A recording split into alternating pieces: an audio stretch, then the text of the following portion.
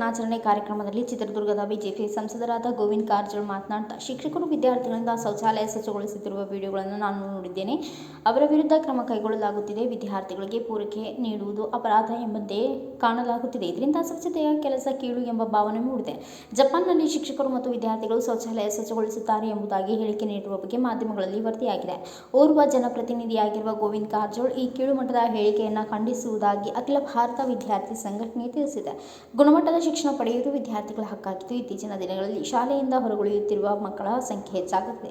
ಸರ್ಕಾರಿ ಶಾಲೆಗಳು ಮುಚ್ಚಲ್ಪಡುತ್ತಿದೆ. ಇದರಿಂದಾಗಿ ದಲಿತ ಬಡವರ್ಗದ ವಿದ್ಯಾರ್ಥಿಗಳು ಶಿಕ್ಷಣದಿಂದ ವಂಚಿತರಾಗುತ್ತಿದ್ದಾರೆ. ಇಂತಹ ಸಂದರ್ಭದಲ್ಲಿ ಜವಾಬ್ದಾರಿಯುತ ಜನಪ್ರತಿನಿಧಿಗಳು ಮಕ್ಕಳು ಉತ್ತಮ ಶಿಕ್ಷಣ ಪಡೆಯಲು ಬೇಕಾಗುವ ಕ್ರಮಗಳ ಬಗ್ಗೆ ಮಾತನಾಡುವ ಬದಲು ಶೌಚಾಲಯ ಸ್ವಚ್ಛ ಮಾಡಲು ವಿದ್ಯಾರ್ಥಿಗಳನ್ನು ತೊಡಗಿಸುವಂತೆ ಹೇಳಿಕೆ ನೀಡಿರುವುದರಿಂದ ದಲಿತ ಬಡ ವಿದ್ಯಾರ್ಥಿಗಳೇ ಇದರಿಂದ ತೊಂದರೆಗೆ ಒಳಗಾಗಿ ಶಿಕ್ಷಣದಿಂದ ವಂಚಿತರಾಗುತ್ತಾರೆ ಎಂದು ತಿಳಿಸಿದೆ.